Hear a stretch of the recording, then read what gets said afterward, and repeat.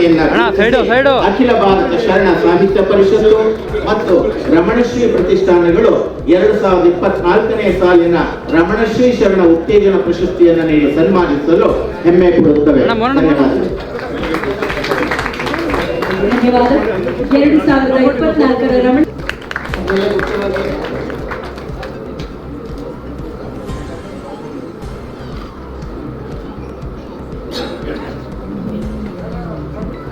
ದೇವರಿಂದ ಈಗ ಕೇಂದ್ರದ ಮಂತ್ರಿಗಳಿದ್ದಾರೆ.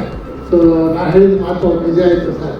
ಸ್ವಲ್ಪ ಸರ್ ನಮ್ಮಂತರ ಹೆಮ್ಮೆ ಆಗುತ್ತೆ ಸರ್. ಇವರು ಮಾಜಿ ಮುಖ್ಯಮಂತ್ರಿಗಳು, ನಾನು ಭಾವಿ ಮುಖ್ಯಮಂತ್ರಿಗಳು ಇಲ್ಲೇ ಇದ್ದಾರೆ ಎಂದರೆ ಎಲ್ಲರೂ ಸೋಮವಾರ ಬಗ್ಗೆ ಹೇಳಿದರೆ ಎಲ್ಲರೂ ಸಫಲ ಬಂದಿರೋಲ್ಲ.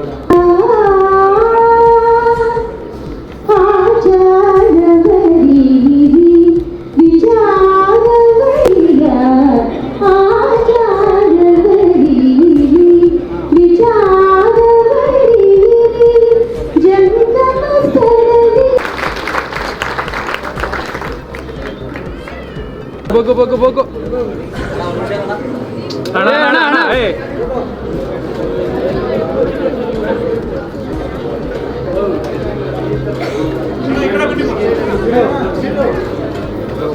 ಅಣ್ಣ ಮಣ್ಯಣ್ಣ ಒಂಚೂರು ಸಾಕು. ಮಣ್ಯಣ್ಣ ಒಂದೇ ಅಡ್ಡ ಒಂದೇ ಬಂದಿದೆ. ಹಾಗೆ ಅದನ್ನು 19 ವರ್ಷದಿಂದ ಪ್ರಾಮಾಣಿಕ ನಡ್ಕೊಂಡು ಬರ್ತಾ ಇದ್ವಿ. ಈ ವರ್ಷ ಅಂತೂ ಒಬ್ಬರಿಂದ ಒಬ್ಬರು ಹಿರಿಯರು ಈ ಪ್ರಶಸ್ತಿ ಅವರ ಸಂಕ್ಷಿಪ್ತ ಚಾರಿತ್ರ್ಯವನ್ನು ಅವ್ರು ಏನೇನು ಸಾಧನೆ ಮಾಡಿದ್ದಾರೆ, ಒಬ್ಬ ಗಾಯಕರಿಂದ ಏನು ಮಾಡಿದ್ದಾರೆ, ವಿಶೇಷ ಪಟ್ಟು ಎಲ್ಲ ಬಂದಿದ್ದೀರಿ. ನಿಮ್ಮೆಲ್ಲರಿಗೆ ಸ್ವಾಗತ ಬಯಸ್ತಾ ವಿಶೇಷವಾಗಿ ವೀರಣ್ಣ ರಾಜರು ನಾವು ಇವತ್ತು ಜೀವಮಾನ ಸಾಧನೆ ಪ್ರಶಸ್ತಿ ಕೊಡ್ತಾ ಇದ್ದೀವಿ. ಮಾಡಿಕೊಂಡಿದ್ದಾರೆ. ಅದರ ಪುಸ್ತಕವನ್ನು ಕೂಡ ಪ್ರಿಂಟ್ ಮಾಡಿಕೊಟ್ಟಿದ್ದೀವಿ. ಅದರ ಅವರದ್ದೇ ಸುದೀರ್ಘ ಪರಿಚಯದಲ್ಲಿದೆ. ಶ್ರೀ ಸಿದ್ದಲಿಂಗಪ್ಪನವರು, ಗೌರಿಯಪ್ಪ ಧಮಾಲೆಯವರು, ನಮ್ಮ ಬಸವೇದಿಕೆಯ ಮಹಾಪೋಷಕರಾಗಿ ಶರಣ ಸಾಹಿತ್ಯವನ್ನು ಬಹಳಷ್ಟು ಪ್ರೋತ್ಸಾಹ ಮಾಡ್ತಾ ಬಂದಿದ್ದಾರೆ. ಸನ್ಮಾನ್ಯ ಬಸವರಾಜ ಬೊಮ್ಮಾಯಿ ಅವರು ಇವತ್ತು ಈ ಅಧ್ಯಕ್ಷತೆ. ಶಿವರಾತ್ರಿ ದೇಶಿಕೇಂದ್ರ ಮಹಾಸ್ವಾಮಿಗಳು ಕೂಡ ಅವರ ಆಶೀರ್ವಚನವನ್ನ ಕಳಿಸಿಕೊಟ್ಟಿದ್ದಾರೆ. ರಮಣಶ್ರೀ ಶರಣ ಪ್ರಶಸ್ತಿ ಪ್ರದಾನ ಹಾಗೂ ಪುಸ್ತಕ ಲೋಕಾರ್ಪಣೆ ಸಮಾರಂಭದ ಆಹ್ವಾನ ಪತ್ರಿಕೆಗೆ ಸಂತೋಷವಾಯಿತು. ಅಖಿಲ ಭಾರತ ಶರಣ ಸಾಹಿತ್ಯ ಪರಿಷತ್ತು ಮತ್ತೆ ರಮಣಶ್ರೀ ಪ್ರತಿಷ್ಠಾನಗಳ ಸಂಯುಕ್ತ ಆಶ್ರಯದಲ್ಲಿ ಪ್ರತಿ ವರ್ಷದಂತೆ ಈ ವರ್ಷವೂ ನಡೆಯುತ್ತಿರುವಂತಹ ಈ ಪ್ರಶಸ್ತಿ ಪ್ರದಾನ ಮತ್ತೆ ಕೃತಿ ಲೋಕಾರ್ಪಣೆ ಸಮಾರಂಭದಲ್ಲಿ ಮುಖ್ಯಮಂತ್ರಿಗಳು, ಮಾಜಿ ಮುಖ್ಯಮಂತ್ರಿಗಳು, ಕೇಂದ್ರ ರಾಜ್ಯ ಸಚಿವರುಗಳು ಭಾಗವಹಿಸುತ್ತಿರುವುದು ಕಾರ್ಯಕ್ರಮದ ಘನತೆಯನ್ನು ಹೆಚ್ಚಿಸಿದೆ. ಸಾಧಕರ ಸಾಧನೆಯನ್ನು ಗುರುತಿಸಿ ಪ್ರೋತ್ಸಾಹ ಪುರಸ್ಕಾರವನ್ನು ನೀಡುತ್ತಾ ಇರುವುದು ಶ್ಲಾಘನೀಯ. ಸಮಾರಂಭ ಯಶಸ್ವಿಯಾಗಿ ನೆರವೇರಲೆಂದು ಹಾರೈಸುತ್ತೇನೆ ಎಂದು ಜಗದ್ಗುರು ಶ್ರೀ ಶಿವರಾತ್ರಿ ದೇಶಿಕೇಂದ್ರ ಮಹಾಸ್ವಾಮಿಗಳು ತಮ್ಮ ಅಕ್ಷರ ಆಶೀರ್ವಾದವನ್ನ ಕಳಿಸಿಕೊಟ್ಟಿದ್ದಾರೆ. ನಿಮ್ಮೆಲ್ಲರ ಚಪ್ಪಾಳೆಯ ಮೂಲಕ ವೇದಿಕೆ ಮೇಲೆ ಪ್ರಶಸ್ತಿಗಳಾಗ್ತಾ ಇರುವಂತಹ ಎಲ್ಲರಿಗೂ ಕೂಡ ನಿಮ್ಮ ಶುಭಕಾಮನೆಗಳನ್ನು ತಿಳಿಸಿಕೊಡಬೇಕು.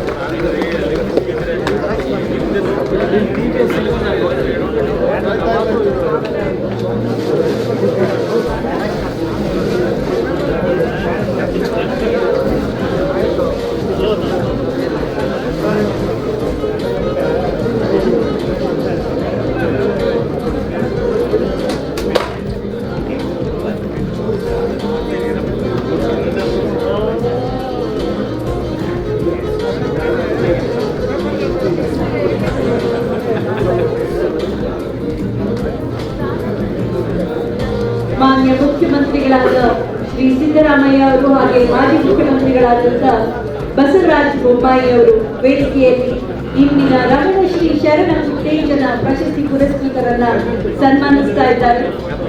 ಹಾಗೆ ರಮಣಶ್ರೀ ಶರಣ ವಿಶೇಷ ಪ್ರೋತ್ಸಾಹ ಪ್ರಶಸ್ತಿ ಪುರಸ್ಕೃತರಾದಂತಹ ಡಾಕ್ಟರ್ ಸಂಗಮೇಶ್ ಪಾಸಿ ಅವರು ಕೂಡ ವೇದಿಕೆಯಲ್ಲಿದ್ದಾರೆ. ಪ್ರಶಸ್ತಿ ಪುರಸ್ಕೃತರಿಗೆಲ್ಲ ನೆರೆದಿರುವಂತಹ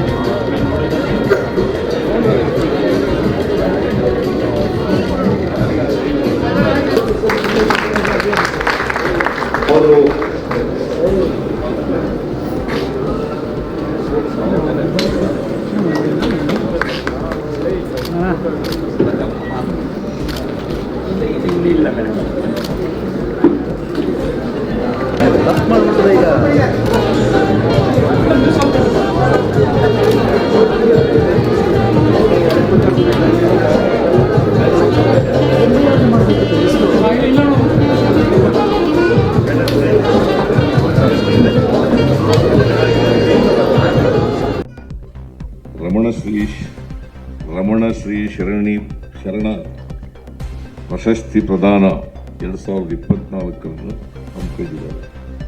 ಕಳೆದ ವರ್ಷನೂ ಕೂಡ ನಾವು ಕಾರ್ಯಕ್ರಮದಲ್ಲಿ ಭಾಗವಹಿಸಿದ್ದೇವೆ. ಬಸವರಾಜ ಬೊಮ್ಮಾಯಿ ಅವರು ಕೂಡ ಬಂದಿದ್ದಾರೆ ಕಾರ್ಯಕ್ರಮಕ್ಕೆ. ಈ ಸಾರಿನೂ ಬಂದಿದ್ದಾರೆ. ನನಗೆ ಬರಲೇಬೇಕು ಅಂತೇಳಿ ವಿಶ್ವೇಶ್ವರ ಭಟ್ ಅವರು ಮತ್ತು ಷಡಕ್ಷರಿಯವರು ಕಂಡು ಕರೆದಿದ್ರು. ಹಾಗಾಗಿ ಸಾಮಾನ್ಯವಾಗಿ ಬಸವಣ್ಣನವರ ಕಾರ್ಯಕ್ರಮಕ್ಕೆ ನಾನು ತಪ್ಪಿಸ್ಕೊಳ್ಳಲ್ಲ. ಶರಣ ಸಾಹಿತ್ಯ ಅಂತಂದ್ರೆ ಬಸವಾದಿ ಶರಣರಿಂದ ಮೂಡಿ ಬಂದಂತ ಒಂದು ಸಾಹಿತ್ಯ. ಹಾಗಾಗಿ ನಾನು ಯಾವ ಕಾರಣಕ್ಕೂ ಕೂಡ ಬಸವಾದಿ ಶರಣರ ಕಾರ್ಯಕ್ರಮ ಇದ್ರೆ ಆ ಕಾರ್ಯಕ್ರಮಕ್ಕೆ ತಪ್ಪದೆ ಬರ್ತೇನೆ. ಆಮೇಲೆ ಬಸವಣ್ಣವರ ವಿಚಾರಗಳಿದ್ದಾವಲ್ಲ, ಅವರ ತತ್ವಾದರ್ಶಗಳಿದ್ದಾವಲ್ಲ, ಅವುಗಳನ್ನು 100ಕ್ಕೆ 100 ಪಾಲನೆ ಮಾಡೋಕ್ಕಾಗದೇ ಇದ್ರೂ ಕೂಡ ಪಾಲನೆ ಮಾಡ್ತಕ್ಕಂಥ ಪ್ರಯತ್ನವನ್ನು ಮಾಡ್ತೇನೆ ಅಂತಕ್ಕಂಥ ಮಾತುಗಳನ್ನು ಸಂದರ್ಭದಲ್ಲಿ ಹೇಳ್ತೀನಿ. ಇವತ್ತು ರಮಣಶ್ರೀ ಶರಣ ಪ್ರಶಸ್ತಿ ಪ್ರದಾನ ನಡೆದಿದೆ. ಈ ಪ್ರಶಸ್ತಿ ಪುರಸ್ಕೃತರಿಗೆ ಎಲ್ಲ ಪ್ರಶಸ್ತಿ ಪುರಸ್ಕೃತರಿಗೆ ಹಿರಿಯರು ಮತ್ತು ಹಿರಿಯರು 2 ಭಾಗ ಮಾಡಿದ್ದೀವಿ. ಹಿರಿಯರು 1 ಭಾಗ ಮಾಡಿದ್ದೀವಿ, ಹಿರಿಯರು 1 ಭಾಗ ಮಾಡಿದ್ದೀವಿ. ಅವರಿಗೆ ಎಲ್ಲ ಪ್ರಶಸ್ತಿ ಪುರಸ್ಕೃತರಿಗೆ ಅಭಿನಂದನೆಗಳನ್ನು ಹೇಳಲಿಕ್ಕೆ ಬಯಸ್ತಾರೆ. ಅವರೆಲ್ಲರೂ ಕೂಡ ಹಿರಿಯರಿಗೂ ಬಹಳ ಸಮಯ ಇದೆ. ಹಿರಿಯರಿಗೂ ಕೂಡ ಪ್ರಶಸ್ತಿಗಳು ಈಗ ರಾಜೀವ್ರವರು ಬಹಳ 3ನೇ ಪ್ರಶಸ್ತಿ ಅಂತ ಹೇಳಿ 3ನೇ ಪ್ರಶಸ್ತಿ ಸಿಗ್ತಾ ಇದೆ ನನಗೆ, ಶರಣ ಸಾಹಿತ್ಯ ಪ್ರಶಸ್ತಿ ಸಾಹಿತ್ಯ ಪರಿಷತ್ನಿಂದ ಅಂತೇಳಿ.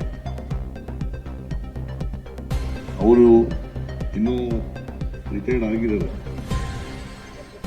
74. ಆರೋಗ್ಯ ಚೆನ್ನಾಗಿದೆ. ಗುರುಚ್ ಅವರು 96. ಇವರೆಲ್ಲರೂ ಕೂಡ 3 ವರ್ಷದಲ್ಲಿ ಬಾಳೋರು. ಗುರುಚ್ ಅವರಂತೂ ನೀರು ಮೇಲೆ ಬಾಳ್ತಾರೆ. ಮಹಾತ್ಮ ಗಾಂಧೀಜಿಯವರು ಒಮ್ಮೆ ಏನಂತ ಬರೋದು, ಏನಂತ ಹೇಳಬೇಕು ಅವರ ಅಭಿಮಾನಿಗೆ ಒಂದು ಪತ್ರ ಬರೆದಿದ್ರು ಅವರು. ಮಹಾತ್ಮ ಗಾಂಧೀಜಿಯವರು ನೀವು 3 ವರ್ಷ ಬಾಳಿ ಅಂತ ಅವರ ಅಭಿಮಾನಿಗಳು ಒಂದು ಪತ್ರ ಬರೆದಿದ್ರು. ಅದಕ್ಕೆ ಉತ್ತರ ಏನು ಕೊಟ್ಟರು ಅಂತಂದ್ರೆ ಮಹಾತ್ಮ ಗಾಂಧೀಜಿಯವರು, ಕಡಿಮೆ ಬರೆದ್ಬಿಟ್ಟಿದ್ದೀನಿ, ನನಗೆ ನಾನು 125 ವರ್ಷ ಬಾಳಬೇಕು ಅಂತ ಅನ್ಕೊಂಡಿದ್ದೀನಿ ಅಂತ ಮಹಾತ್ಮ ಗಾಂಧೀಜಿಯವರು ಅವರ ಅಭಿಮಾನಿಗೆ ಉತ್ತರ ಬರೆದರು. ಹಾಗಾಗಿ ಗುರುಚ್ ಅವರಾಗಲಿ ರಾಜೀವ್ರವರಾಗಲಿ ಇವರೆಲ್ಲರೂ ಕೂಡ 100 ವರ್ಷಗಳಿಗಿಂತ ಹೆಚ್ಚು ಕಾಲ ಬದುಕಲಿ ಅಂತೇಳಿ ನಾನು ಹಾರೈಸ್ತೇನೆ.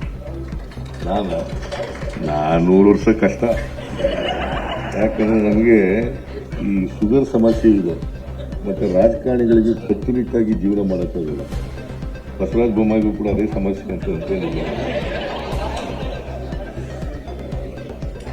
ಈಗ ರಾಜಕಾರಣಿಗಳು ಕಾಲಕ್ಕೆ ತಕ್ಕ ಊಟ ಮಾಡೋಕ್ಕಾಗಲ್ಲ, ಕಾಲಕ್ಕೆ ದಿನ ಬೆಳಿಗ್ಗೆ ಎದ್ದು ಎಕ್ಸಸೈಸ್ ಮಾಡೋಕ್ಕಾಗಲ್ಲ, ವಾಕ್ ಮಾಡೋಕ್ಕಾಗಲ್ಲ, ಇವೆಲ್ಲ ಸಮಸ್ಯೆಗಳಿರ್ತವೆ. ಅದರಿಂದ ನಾವು 100 ವರ್ಷ ಬದುಕ್ತೀವಿ ಅಂತ ಹೇಳೋಕ್ಕಾಗಲ್ಲ. ಬದುಕಿದ್ರೆ ಬದುಕಬೇಕು ಅನ್ನೋ ಆಸೆ ಇದೆ, 100 ವರ್ಷಕ್ಕಿಂತ ಜಾಸ್ತಿ ಬದುಕಬೇಕು ಅನ್ನೋ ಆಸೆ ಇದೆ.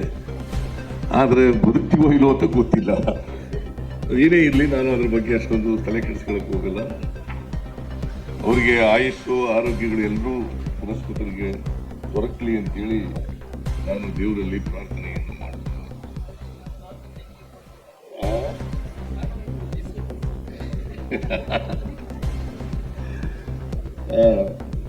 ಎನಿವೆ ಈ ಶರಣ ಸಾಹಿತ್ಯ ಪರಿಷತ್ನವರು ಮತ್ತು ರಮಣಶ್ರೀ ಪರಿಷತ್ನವರು ಇಬ್ಬರು ಸೇರಿ ಪ್ರತಿ ವರ್ಷ ಪ್ರಶಸ್ತಿಗಳನ್ನು ಕೊಡ್ತಾ ಇದ್ದಾರೆ. ಯಾರು ಶರಣ ಸಾಹಿತ್ಯ ಕ್ಷೇತ್ರದಲ್ಲಿ ಹೆಚ್ಚು ಕೆಲಸ ಮಾಡ್ತಾರೆ, ಪ್ರಾರಂಭ ಮಾಡಿದ್ದಾರೆ, ಸಾಹಿತ್ಯ ಕೆಲಸ ಮಾಡ್ತಾರೆ, ಅವರನ್ನ ಪ್ರೋತ್ಸಾಹಿಸ್ತಕ್ಕಂಥದ್ದು ಬಹಳ ಉತ್ತಮವಾದಂಥ ಕೆಲಸ. ಯಾಕಂದ್ರೆ ಪ್ರೋತ್ಸಾಹಿಸ್ತಾರೆ. ಬಸವಾದಿ ಶರಣರ ವಿಚಾರಗಳಿದಾವಲ್ಲ, ಇಡೀ ಜಗತ್ತಿಗೆ ತಲುಪಬೇಕು. ಬರೀ ನಮಗಷ್ಟಕ್ಕೆ ಸೀಮಿತವಾಗಿ ತಲುಪಿದ್ರೆ ಸಾಲದಿಲ್ಲ. ಅವರು ಇಡೀ ಜಗತ್ತಿಗೆ ತಲುಪಬೇಕು. ಮತ್ತೆ ಬಸವಾದಿ ಶರಣರು ವಿಚಾರಗಳಿದಾವಲ್ಲ, ಅದನ್ನ ಜೀವನದಲ್ಲಿ ಅಳವಡಿಸ್ಕೊಳ್ತಕ್ಕಂಥ ಪ್ರಯತ್ನವನ್ನ ನಾವು ಮಾಡಿದಾಗ ಮಾತ್ರ ಬಸವಾದಿ ಶರಣರಿಗೆ ಗೌರವವನ್ನು ಸಲ್ಲಿಸ್ತಾರೆ. ಇದನ್ನ ಪ್ರತಿಯೊಬ್ಬರು ಕೂಡ ಮಾಡಬೇಕು. ಬಸವಣ್ಣ ಮತ್ತು ಅವರ ಅನುಯಾಯಿಗಳು ಅವರ ಕೊಡುಗೆ ಇದೆಯಲ್ಲ ನಮ್ಮ ಸಮಾಜಕ್ಕೆ, ಅಪಾರವಾದಂಥ ಕೊಡುಗೆ ಕೊಟ್ಟಿರ್ತಕ್ಕಂಥ ಅಪಾರವಾದಂಥ ಕೊಡುಗೆ. ಯಾಕಂದ್ರೆ ನಮ್ಮ ಸಮಾಜದಲ್ಲಿ ಹೇಳಿ ಕೇಳಿ ಜಾತಿ ವ್ಯವಸ್ಥೆ ಇದೆ. ಆ ಜಾತಿ ವ್ಯವಸ್ಥೆಯಿಂದ ಲಕ್ಷಾಂತರ ಜನ ಅಕ್ಷರ ಸಂಸ್ಕೃತಿಯಿಂದ ವಂಚಿತರು.